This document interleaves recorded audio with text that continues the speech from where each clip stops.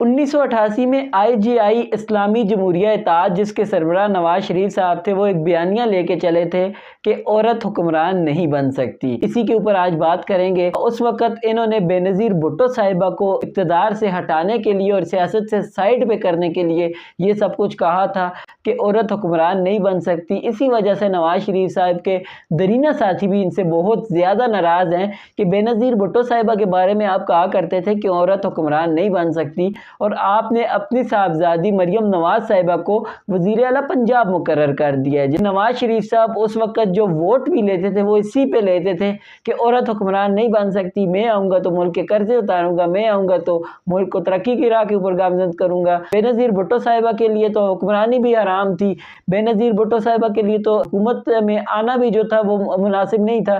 آپ کی صاحبزادی مریم نواز صاحبہ کے لیے سب کچھ جائز ہو گیا ہے۔ اس بات کی مجھے سمجھ نہیں آئی، اور نواز شریف صاحب کے کچھ اس طرح کے فیصلے ہیں جس وجہ سے ان کی پارٹی بکھر کے رہ گئی ہے۔ آپ دیکھ لیں، انہوں نے اپنی صاحبزادی مریم نواز صاحبہ کو آگے کیا اور اپنے نظریاتی لیڈروں کو جو ان کے ساتھ شروع سے چلے تھے، شروع دن سے جنہوں نے مشکلات برداشت کی، جو جیلوں میں گئے، جنہوں نے تشدد برداشت کیا، انہیں اگنور کیا گیا تو وہ الگ ہو گئے، جس میں بہت بڑے بڑے نام سامنے آئے جو مسلم لیگ نون سے ناراض ہوئے ہیں، جنہوں نے مسلم لیگ نون سے اپنی رائے جدا کی ہیں۔ اس میں مفتاح اسماعیل صاحب ہیں، شاہد خاقان عباسی صاحب ہیں، سردار مہتاب احمد خان عباسی صاحب ہیں، سابق گورنر سندھ محمد زبیر صاحب ہیں۔ تو اسی وجہ سے نواز شریف صاحب کی پارٹی بھی ٹوٹی ہے، اسی وجہ سے ایک پارٹی میں سے مختلف پارٹیاں بھی ابھر کے سامنے آئی ہیں۔ میں تو یہی سمجھتا ہوں کہ مسلم لیگ نون کو PTI نے اتنا نقصان نہیں دیا جتنا ان کی جو صاحبزادی ہے مریم نواز صاحبہ، ان کی سیاست میں انٹری کی وجہ سے ان کو نقصان ہوا ہے۔